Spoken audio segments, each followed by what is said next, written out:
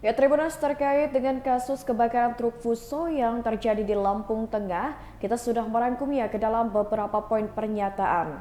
Di mana poin pertama, truk Fuso box berisi muatan wortel terbakar di Jalan Tol kilometer 139A Lampung Tengah pada Selasa 8 Oktober 2024. Kebakaran tersebut menyebabkan seluruh bagian truk box hangus terbakar.